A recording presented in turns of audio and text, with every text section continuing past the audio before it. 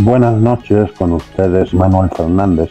Bienvenidos a mi canal de historia contemporánea. En la Segunda Guerra Mundial hubo una buena cantidad de españoles que participaron en combates con un bando y con el otro. Pero el Estado español como tal emprendió una única operación militar. Fue la ocupación de Tánger. Esta operación militar fue un éxito, cumplió sus objetivos y fue incruenta. No se disparó ni un solo tiro. Vamos a ver cuál fue su contexto. En 1940, Marruecos, la mayor parte de Marruecos estaba ocupada por los franceses. Era un protectorado francés. Pero algunas partes de Marruecos eran protectorado español. Entonces debió a que cuando en un reparto de territorios a colonizar en África, a Inglaterra le correspondió Egipto, a Italia, Libia y a Francia, Marruecos. Inglaterra insistió en que no quería la presencia militar francesa cerca de Gibraltar. No quería que ninguna potencia fuerte se instalase cerca de Gibraltar. Y por eso se decidió cederle esa parte de Marruecos, la costa norte, a España. Ahora bien, la ciudad más importante de la costa norte marroquí era Tánger, entre otras cosas por su magnífico puerto.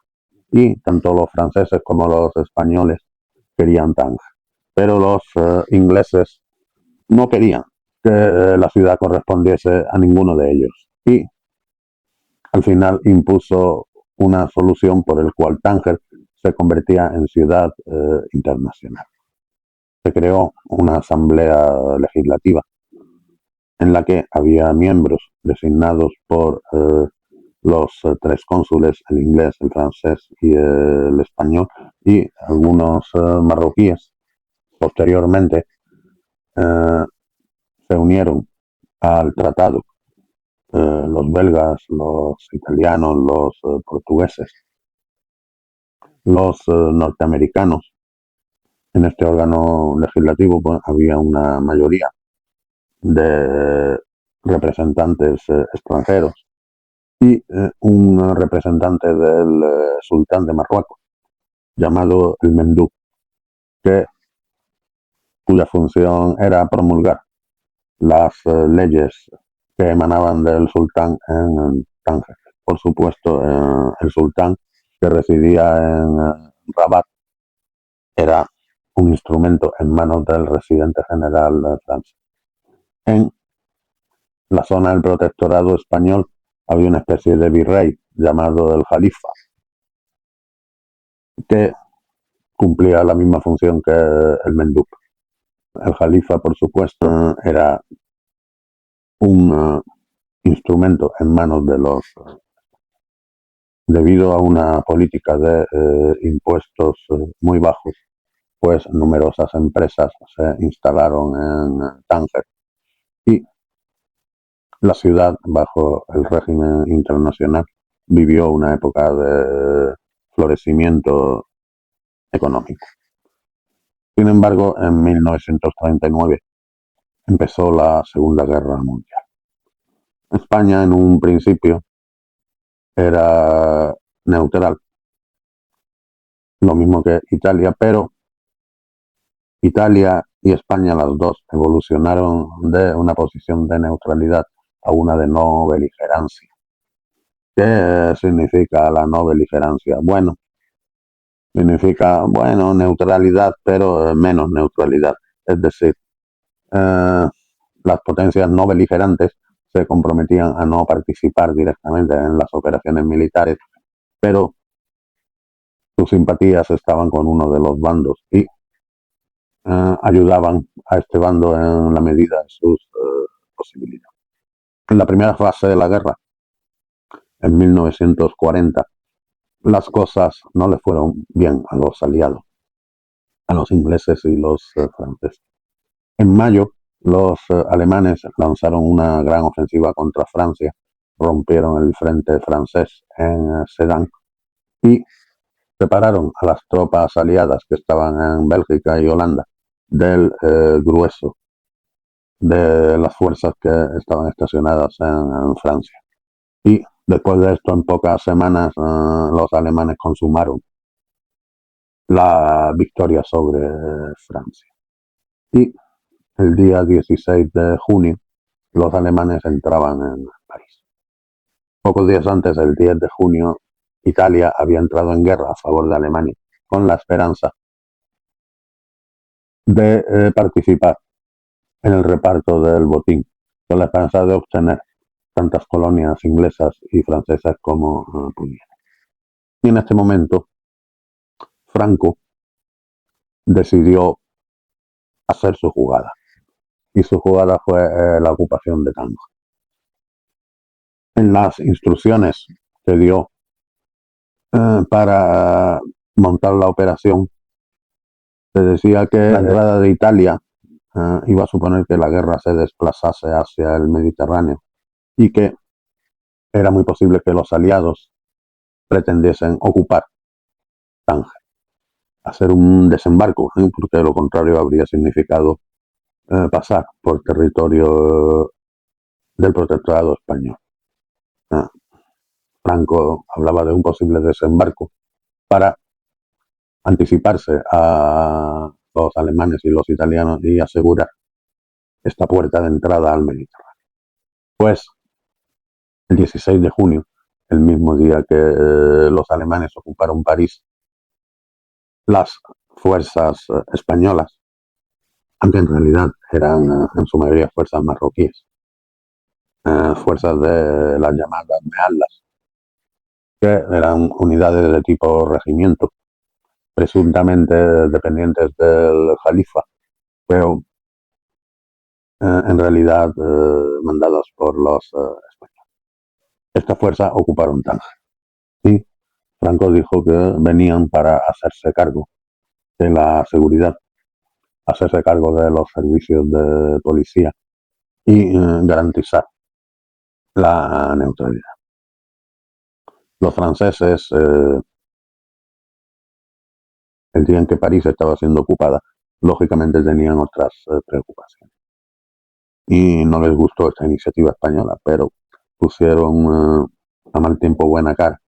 Intentaron venderlo como que los españoles estaban allí para reforzar la defensa de Tánger en caso de un ataque de las potencias del eje de los italianos y los alemanes, pero nada más lejos de la realidad. Los ingleses consiguieron que los españoles les garantizasen la seguridad, la propiedad y la libertad de movimiento de los súbditos británicos en Tánger. Toleraron el nuevo estado de cosas. Los italianos, bueno, se enfadaron de que Franco no les hubiese avisado. Hay polémica sobre este punto. Si los ingleses y los franceses fueron avisados o no de las intenciones de Franco. Los franceses sí lo fueron. Parece que el gobierno se olvidó de avisar al residente general francés, el general Nogués, porque su reacción fue de sorpresa. Los ingleses no se sabe si lo fueron o no. Digamos que la historiografía favorable a Franco intenta vender el episodio de Tánger como un favor que Franco les hizo a los aliados, a los ingleses y franceses, porque haciéndose cargo de Tánger, pues evitó que la ciudad fuese ocupada por italianos o alemanes, lo que habría sido más perjudicial para la causa de los aliados. Mientras que hay otra corriente que dice que la ocupación de Tánger era el principio de un proyecto de Franco para quedarse con todo Marruecos, con la parte occidental de Argelia con el pretexto de que allí estaba la plaza de Orán, que durante mucho tiempo había sido española, y de ampliar los territorios de la Guinea española a costa de los franceses. Franco simplemente pretendía mantener sus opciones abiertas. ¿No? Si las cosas iban mal a los aliados, proceder con su proyecto de expansión territorial. Si las cosas iban bien para los aliados y mal para los alemanes, pues decir, no, yo lo que he querido es evitar que los alemanes se apoderen de Tánger. Sea como fuese, en un principio, los españoles cerraron el órgano legislativo que administraba Tánger y todos los demás órganos que dependían de la administración internacional, y poco después expulsaron al Mendú, al representante del sultán. Y en el palacio del Mendú, la Mendubía, instalaron a un cónsul alemán. El cónsul alemán llegó a Tánger con un personal de unos 200 auxiliares, y rápidamente Tánger se transformó en el centro principal de inteligencia y propaganda de los alemanes en el norte de África. ¿Qué fue lo que disuadió a Franco de continuar sus conquistas en el norte de África? Bueno, entre otras cosas, la actitud de Hitler, porque Hitler tenía 3 aliados en el sur de Europa. Uno era Franco, el otro era Mussolini y el tercero era el mariscal Pétain, que después de la salida de Francia de la guerra, del armisticio entre los alemanes y los franceses, había asumido el gobierno de Francia. Lo más importante, la mayor parte de las colonias francesas, tanto Marruecos como Argelia, como Túnez, como Senegal, reconocieron al gobierno de Pétain, obedecían al gobierno de Pétain, lo que permitía a los alemanes ejercer allí un control indirecto. Por otro lado, Mussolini quería Túnez y quería engrandecer su imperio colonial a costa de los franceses. Hubo un momento en el que Hitler dijo que las aspiraciones de franceses, italianos y españoles en el norte de África, que entraban en conflicto las unas con las otras, solo podrían ser satisfechas montando algún tipo de fraude. Prometer mucho y no dar luego ni la mitad de lo prometido.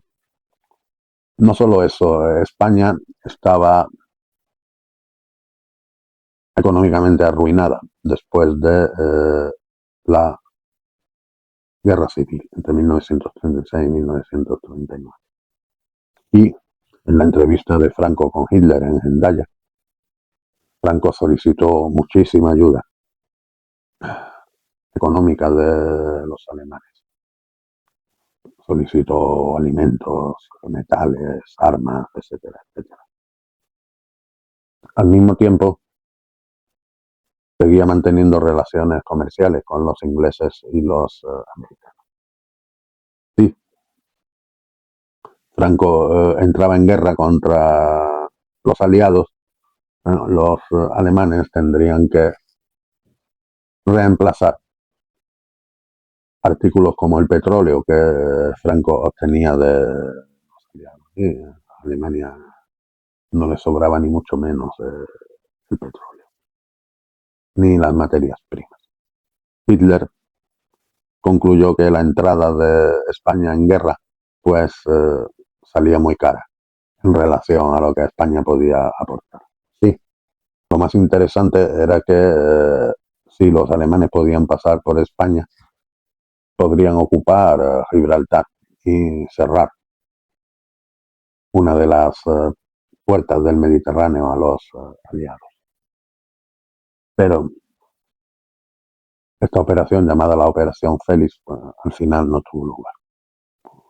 Franco se entrevistó con los demás aliados de Hitler, con Mussolini en Bordighera y con Pétain en Montpellier, y trataron de ponerse de acuerdo. En realidad no llegaron a nada sustancial. Pétain prometió entregar ciertos territorios marroquíes a Franco, pero una vez que terminase la guerra no hubo acuerdo, porque las aspiraciones de Franco eran superiores a lo que Pétain ofrecía. Lo que pasó fue que a partir de 1942 el signo de la guerra cambió. Los alemanes empezaron a sufrir descalabros en el frente del este, y los italianos y los alemanes también en África, en el norte de África, fueron expulsados, perdieron la batalla del Alamein, fueron expulsados de Libia, después de Túnez. Y entonces Franco, su política dio un giro, empezó a alejarse de la no beligerancia y emprendió el camino de regreso hacia la neutralidad. A finales de 1942 los ingleses y los norteamericanos desembarcaron en el norte de África, ocuparon Marruecos y Argelia, rodearon el protectorado español, y a partir de ahí Franco vio que no tenía ningún margen de maniobra y inició una política aliadófila.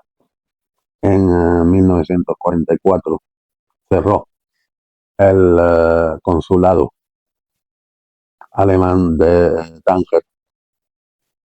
También un poco antes retiró las tropas que tenía destacadas en Rusia para ayudar a los alemanes. Retiró la División Azul. Intentó desvincularse lo más posible de la suerte de Hitler y Mussolini. De hecho, su régimen, a diferencia del régimen nacionalsocialista y del régimen fascista de Italia, consiguió sobrevivir a la guerra, que no fue pequeño mérito. Pero una vez terminada la guerra, los ingleses presentaron una demanda de que se restaurase el régimen internacional de Tánger, y Franco pues aceptó, no le quedaba otra. En octubre de 1945 los españoles se retiraron de Tánger. La ocupación española duró algo más de 5 años, desde junio del 40 a octubre de 1940. Esta es la historia de la única conquista española de la Segunda Guerra Mundial. Muchas gracias por su atención. Ha sido un placer estar con ustedes, y también será un placer si tienen la amabilidad de darle al botón me gusta, de compartir este vídeo y o suscribirse hasta